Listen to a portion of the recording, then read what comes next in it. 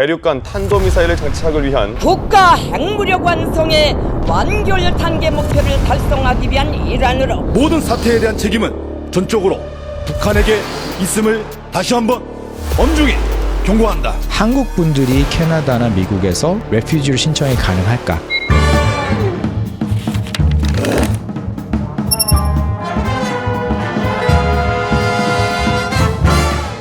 안녕하세요. 조지현 변호사입니다. 오늘은 조금 무거운 토픽이긴 한데 한국 요즘 유튜브 보시면 가장 많은 토픽 북한의 도발, 한국 전쟁, 북한 파병이잖아요. 전 세계적으로 북한 이제 코리아라는 단어가 굉장히 핫 이슈입니다. 요즘에 검색에 정말 많이 떠요. 북한 때문에. 북한에서 요즘 보시면은 동해선, 경의선 다리도 폭파하고 그러면서 되게 한국에서 긴장이 최고조죠. 근데 한국에 계신 분들은 제가 전화해 보면 그렇게까지 느낌이 오시는 것 같지는 않아요. 근데 이제 밖에 있는 저희들은 되게 걱정이 되죠. 저 같은 경우도 저희 아버지 그다음에 나머지 가족들이 다 한국에 있습니다. 처가 식구들도 한국에 있고 그렇기 때문에 항상 이런 이슈가 있을 때마다 좀 걱정이 되긴 하거든요. 혹시나 뭐 그럴 리는 없겠지만 혹시나 그럴 리는 없겠지만 무슨 일이 생긴다면 그 이후의 상황이 어떻게 될지에서 오늘 한번 얘기를 해볼 거고요. 캐나다나 미국에 현재 있으신 분들이 난민 신청이 가능한가? 그죠? 아니면 한국에 계신 분들도 난민을 통해서 캐나다나 미국으로 오실 수 있는 방법이 있나? 그런 거에서 법적인 근거와 또 절차, 또 한국에 계신 분들이 캐나다 미국인들의 국적을 갖고 계신 한인들 분들께서 많이 이제 거주도 하시고 또 여행도 가시잖아요. 그분들이 어떻게 하면 다시 안전한 곳을 대피할 수 있나? 그런 그 대사관들에 있는 그런 법칙에 대해서 오늘 간단하게 말씀 나눠보도록 하겠습니다. 자, 첫 번째는요. 자, 난민이라고 하는 것에 대해서 이제 영어로는 refugee라고 하거든요. 여기 definition과 국제법이 어떤지 한번 보시면 좋을 것 같아요. 자, 일단은 국제법은요. 제가 요거 하나 사이트 좀 보여드릴게요. 자, 보통 영어로는 이 asylum seeker라 그래서 이게 지금 UN 사이트입니다. UNHCR에서 1951년도에 국제법이 이제 선정이 됐어요. 그래서 국제적으로 어떻게 무슨 기준으로 난민을 선정할 것이며 첫 번째로 이제 이 asylum seeker라는 거는요. 첫 번째로 도착한 나라입니다. 그 첫 번째로 도착한 나라에서 난민 신청을 하셔야 된다는 거예요. 난민이라는 것의 중요한 개념은 뭐냐면요. 첫 번째로는 신변의 위협이에요. 그러니까 무슨 얘기냐면 본인이 신변의 위협을 느끼고 있다라고 하는 이유로 난민 신청을 하시는 건데 자 그러면 이렇게 되실 수가 있어요. 신변의 위협은 뭐 당연히 전쟁도 괜찮고요. 기근, 그다음에 뭐 재난, 그죠? 뭐 earthquake이나 flood 이런 것도 신변의 위협을 느낄 수 있는 한 가지의 어떤 그거가 될 수가 있겠죠. 주요 주제가. 자, 난민 신청을 그러면 asylum seeker들이 그 나라에 도착을 하셔서 캐나다의 경우를 얘기를 드릴게요. 그러면은 들어오시기 전에 대사관을 통해서 신청하실 수도 있고요. 아니면 비행기를 타고 들어오시자마자 그 입국 심사하실 때 난민 신청을 바로 하실 수가 있어요. 그러면 입국 심사하실 때 그 심사하시는 분 있잖아요. CBCA라고 하는 Canada Border Services 도착하셔서 입국 심사하실 때 나 난민 신청하고 싶어요라고 하시면 그 자리에서 뒤로 가셔서 난민 신청에 관한 절차를 밟고 난민이 되시게 됩니다. 그렇게 되면 캐나다 정부에서는요. 일단은 난민 신청 절차가 진행되는 동안에는 캐나다에서 거주할 수 있는 temporary 그러니까 임시 거주증을 드리고요. 그다음에 임시로 일할 수 있는 work permit이라고 하는 노동에 관한 그 허가증도 같이 발급을 해드려요. 그다음에 어느 정도는 정부에서 보조금을 또 지급을 합니다. 굉장히 좋죠. 근데 한 가지는 뭐냐면 제가 난민의 기준 중에 뭐 danger of torture 그죠? 뭐 고문에 관한 뭐 위험이라든지 risk to your life 그다음에 제가 이제 신변의 위협 이런 게 있는데 솔직히 이거는 되게 프루프하기가 쉽지는 않아요. 왜냐하면 유명한 분이 정치적으로 프로시큐션을 받으면 정치적으로 이렇게 좀 탄압을 받으면 그건 너무 쉽죠. 그죠? 근데 보통 사람이 제가 신변의 위협을 느낀다 정치적으로나 아니면은 뭐 이렇게 좀 생명의 위협을 느낀다고 하면 이걸 입증하기 되게 쉽지는 않습니다. 그래서 이제 스토리텔링을 하고 그거를 토대로 이제 스토리에 대한 어떤 신빙성을 보고 이민관이 결정을 하게 되기는 하는데요. 솔직히 말씀드리면 굉장히 주관적이고 객관적으로 뭔가를 보기에는 쉽지 않은 그런 테스트이긴 하기 때문에 솔직히 재난국가 뭐 지금 같은 경우는 가자나 뭐 가자지구 레바논이라든지 이스라엘 쪽에서 오시는 분들은 너무 쉽죠. 우크라이나도 굉장히 많습니다. 이런 나라들은 쉬운데 한국 같은 경우도 만약에 전쟁이 발발하거나 북한에서 굉장히 도발을 해서 많은 핵 미사일을 쏘면 가능할 수 있지만 보통 분들이 그냥 오셔서 내가 이런 이유 때문에 뭐 갱단의 어떤 위협을 받는다 이렇게 해서 레퓨지를 그냥 신청하기에는 솔직히 말해서 굉장히 쉽지는 않다고 사료가 됩니다. 자, 그럼 현재 캐나다는 솔직히 난민을 많이 받는 나라 중에 하나고요. 요즘에 난민을 많이 들어오시는 분들이 어디냐면 그 가자에서 오시는 팔레스타인 굉장히 많고요. 레바논에서 오시는 분들 많고요. 멕시코도 꽤 많습니다. 멕시코 같은 경우는 멕시코는 뭐 전쟁이 없는데 갱단에 의해서 내가 삶의 위협을 느낀다 이런 분도 있고요. 한국에서는 난민 신청이 거의 없었어요. 2024년에는. 예전에는요. 조금 익스트림한 케이스긴 한데 성소수자들이 난민 신청을 하신 분들도 있고 제가 알기로는 제가 좀 찾아봐야겠지만 익셉된 적도 있습니다. 왜냐하면 이제 한국 같은 좀 보수적인 사회들이나 한국이나 다른 나라들에서 성소수자들이 신변의 위협을 느끼실 수 있는 경우가 있기 때문에 이민국 웹사이트에 어느 나라에서 난민을 신청했고 몇 명이 어프로브가 됐는지 이런 것들이 나와 있거든요. 제가 조금 같이 한번 예제를 좀 보면서 말씀드리면 좋을 것 같아요. 저희 캐나다 이미그레이션 사이트에 Claim Country by Alleged Prosecution, 그러니까 이제 alleged라는 거는 이제 실제적이라기보다는 이런 일들 때문에 내가 이런 신변의 위협을 느껴서 클레임을 하신 넘버인데요. 한번 볼게요. 어느 나라들이 있는지. 차이나도 있어요. 차이나도 인권 문제가 있으시니까 이제 1,007명이 신청을 2024년 했는데 지금 이게 좀 제가 크게 할게요. 지금 395명이 어프로브가 됐어요. 그러니까 실제적으로 어프로브가 되고 있고요.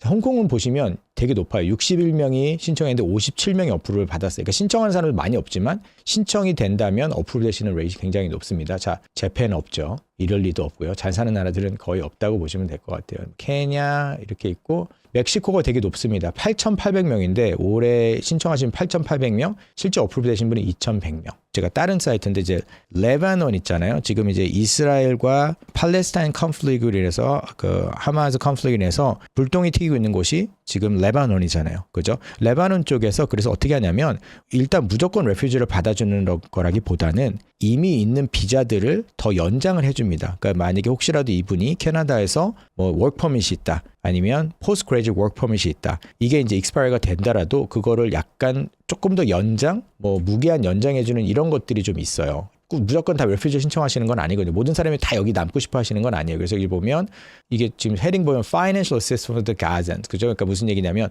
비자도 주지만 경제적으로도 서포트를 또 캐네디언 가버먼트에서 이렇게 해주기도 하고요. 그 다음에 Temporary Health Coverage, 세ttlement. 그래서 나라마다 패키지가 좀 다릅니다. 그러니까 제가 말씀드린 레퓨지는 나라에 원래 캐나다에 있는 레퓨지를 클레임을 하시는 분들이고요. 이 각 나라마다 캐나다 정부에서 약간의 세ttlement 패키지를 좀 다르게 해요. 보시면 여기 지금 가자 쪽이고요. 여기는 홍콩. 예, 그래서 홍콩에 오신 분들은 워크퍼밋으로 오신 분들이 많은데 그 워크퍼밋 자체를 더 연장을 해주거나 그거를 PR로 바꿔주는 경우들이 있어요. 이제 홍콩 같은 경우는 중국 가구의 어떤 탄압이라든지 언론의 자유 이런 것 때문에 굉장히 오래전에 문제가 있어서 지금도 이게 지금 7월 11일 날 지금 릴리즈가 된 건데 훨씬 더 많은 비자를 익스텐션하고 더 많은 기회를 주겠다라고 나와 있고요. 자, 여기 보시면 터키시하고 시리아인데 지금 시리아도 문제가 되고 있죠. 이스라엘하고.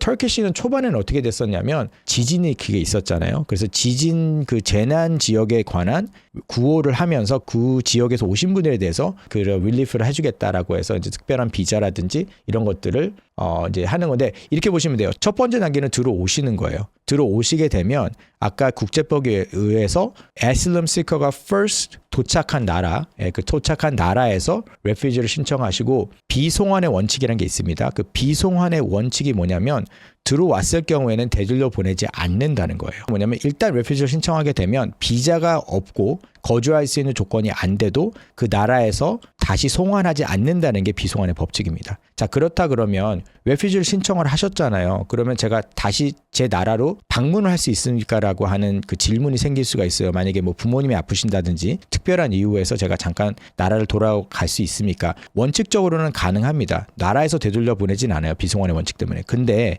이렇게 보시면 돼요. 그 나라에서 돌아가지 않고 캐나다에서나 미국에서 레퓨지를 신청했다는 거는 그 나라를 돌아가지 못할 이유가 있으셔서 그런 거잖아요. 위험하든지 신변의 위험을 느끼다든지. 그러면 본인이 원래 들어오기로 내가 위협을 느껴서 들어왔는데 가족에 뭐 웨딩이 있다든지 부모님이 아프시다는 위해서 제가 다 갔다 오겠다라고 하면 그런 신변의 위험이 없을 수도 있겠네라고 캐나다 정부나 이민국에서는 생각을 할 수 있기 때문에 원칙상으로 레퓨지 신청하시면 캐나다에서 계속 그 끝나실 때까지는 거주하시는 것이 보통은 대부분의 사례라고 보시면 됩니다. 자, 그러면 저희 오늘의 주제죠. 과연 저희 한국 분들이 지금 이 북한의 도발과 북한의 우크라이나의 참전, 3차 대전에 대한 우려, 이 전체적으로 종합해 봤을 때 한국 분들이 캐나다나 미국에서 아니면 제3국에서 레퓨지를 신청이 가능할까? 제 개인적인 소견은 아직은 안 됩니다. 그 캐나다 정부에서 어느 나라는 여행을 해도 괜찮다, 어느 나라 여행하지 말라, 어느 나라 위험하다 이렇게 보시면 여기 보시면 Take No More Security Caution은 초록색은 좋다는 거고요. 이 빨간색은 가지 말라는 거거든요. 그 요 빨간색이 있는 나라들이 분쟁 국가기도 하고 재난 지역이기 때문에 보통 레퓨지 신청이 가능하다고 보시면 돼요. 예를 들어 이스라엘을 볼게요. 자, 이스라엘 여기 보시면 빨간색이죠. 이스라엘도 웨스트뱅크 앤 가자는 아예 avoid all travel에 됐잖아요. 그럼 이쪽에서 오신 분들은 레퓨지 신청하실 가능성이 상당히 높죠. 자, 그러면 한국 한번 볼게요. 한국. 자, 한국 보시면 South Korea, North Korea 나오죠. 자, South Korea, North Korea 안 나오네요. South Korea는 take no more security precaution이니까 아직은 위험하지 않다라고 생각을 하는 거고요. North Korea 한번 볼게요. North Korea. 자, North Korea avoid all travel이라고 돼 있죠. 그러면 너무 지극히 당연하다고 생각하시는 거긴 한데 북한 분들은 캐나다에서 난민 시절 가능한가? 당연히 가능합니다. 근데 여기서 한 가지 아셔야 될 게 있어요. 한 10년 전에 북한 분들이 캐나다에 엄청 많이 오셨어요. 국제법에 의하면은요, 난민 신청을 하셔야 되는 거는요, 처음 도착한 나라에서 신청을 하셔야 돼요. 무슨 얘기냐면 이 북한 분들이 만약에 중국에 먼저 정착을 하셨으면 중국에서 난민 신청을 하셔야 되고 한국에 도착을 하셨으면 한국에서 난민 신청을 하셔야 됩니다. 많은 캐나다에 오셨던 북한 분들이요, 한국에 가셨다가 한국에서 다시 캐나다로 들어오셔서 캐나다에서 난민 신청을 했기 때문에 나중에 캐나다 정부에서 이렇게 알게 된 거예요. 북한 분들이 한국 정부에서 난민 신청을 하셔서 한국에서 여권이라는 거 다 받으시고 그 다음에 다시 캐나다로 오셔서 가명을 써서 다시 한번 난민 신청을 하시게 된 거죠. 그래서 그걸 알고 나서 북한 분들이 이제 다시 한국으로 돌아가셔야 되는 일이 얼마 전에 있었습니다. 북한 분들이 중국이나 태국 등이나 이런 제 동남아시아의 3국들에 많이 탈출을 하시거든요. 탈북민들이. 왜 거기서는 레퓨지를 하셔야 되는 건데 왜 한국까지 굳이 오십니까? 라고 하실 때 중국은 북한과의 관계 때문에 일단은 난민 신청을 안 받아주고요.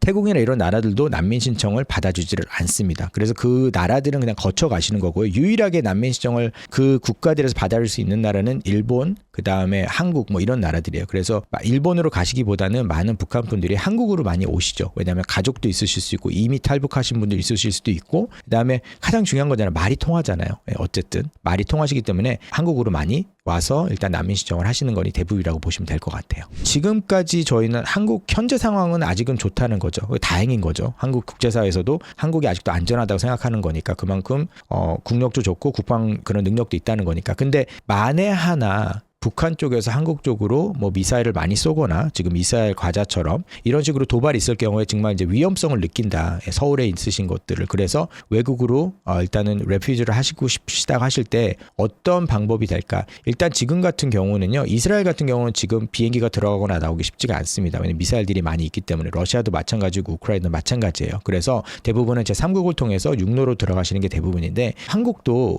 북한 쪽에서 도발을 할 때 보통 아마도 대부분은 일단 일본으로 오셔서 캐나다로 비행기를 타고 오시거나 정말 안 좋을 때는 대사관으로 대피를 하시는 분들이 좀 있기는 한데요. 그거는 주로 1순위는 한국에 있는 캐네디언들이 먼저 대사관으로 피신을 하시는 거고요. 한국 분들은 제가 볼 때는 일단은 만약에 문제가 생기시면 제3국으로 가시든지 아직도 하늘문이 열려 있다면 커머셜 플라이트로 캐나다를 들어오신 다음에 캐나다에서 입국 심사를 하실 때 레퓨지 신청을 하시는 방법이 가장 통상적인 방법이 아닐까라고 생각이 듭니다. 지금 캐나다 정부가 얼마 전에 발표한 정책이 있습니다. 원래 이제 매년마다 50만 명씩의 이민자를 받기로 했는데요. 20%씩 그 쿼타를 줄였습니다. 무슨 얘기냐면 캐나다 정부에서 지금 현재의 전쟁 발발 지역과 그다음에 여러 가지 국제 정세를 봤을 때 캐나다로 들어오시는 난민들이 굉장히 많을 거라고, 그리고 현재 체류하고 계시는 재난 국가에서 온 분들이 꽤 많을 거라고 생각을 해서 그분들이 만약에 이곳에서 레퓨지 난민 신청을 하셨을 때는 자기가 생각하기는 50만 60만에서 꽤 올라갈 거라고 생각이 들기 때문에 제가 볼 때는 표면상으로는 캐나다인들의 일자리가 없기 때문에 줄이겠다라고 하는 약간 표밭 따지기도 있지만 제가 볼 때는 제 개인적인 생각으로는 앞으로 많은 인구들이 이제 그런 재난 중에 사람이 들어올 거기 때문에 좀 줄여야겠다라고 생각도 드는 것 같아요. 그래서 자료화면 잠깐 보여드리면요. 원래는 요렇게 이렇게 돼 있었거든요. 지금 2025년에 지금 올해는 46만 명 정도인데 2024에서 2025년에 50만, 2025에서 2056년 또 50만. 그래서 이제 거의 이 정도의 숫자인데 지금 하향 조정을 했어요. 그래서 39만 5천, 38만, 36만 5천 이런 식으로 이민 정책을 계속 바라보이는 개인적으로는 국제 정세를 고민해서 난민의 숫자 그리고 캐나다에 남아 계신 그 국가에서 오신 분들이 레퓨지를 신청하거나 비자가 연장된 거를 고민한 것도 한 가지의 어떤 요소가 되지 않았을까라고 생각을 합니다. 오늘 결론을 좀 맺어볼게요. 한국에서 70년 전에 일어났던 한국 전쟁 다시는 일어나면 안 되겠죠. 아픈 역사이기도 하고요. 그렇지만 여러 가지 국제 정세를 볼 때 굉장히 위험 수위가 올라가고 있는 건 사실이고요. 또 저희가 생각하는 것보다 미리 일어나지 않을 거에서 좀 대비하는 것도 나쁘진 않거든요. 그래서 제가 정보를 드린 거는 만약에라도 일어나지 말아야 될 일이 일어난다고 했을 경우에 한국에 있는 분들이 캐나다나 미국이나 이런 곳에서 레퓨지, 그러니까 난민을 신청하시는 방법이 어떤 것이고 지금 현재의 국제법과 그다음에 지금의 재난 지역, 지금의 전쟁 지역에서 캐나다나 미국, 특히 캐나다에서 어떻게 난민 신청을 하실 수 있는지 오늘 좀 알아봤습니다. 다음 시간에도요 좀 흥미로운 주제 갖고 제가 찾아뵙도록 하겠습니다. 여러분들이 만약에 이번 에피소드가 도움이 되셨다면 구독과 좋아요 눌러주시면 제가 비디오 만들어 좀 도움이 되겠죠. 좋은 하루 보내세요.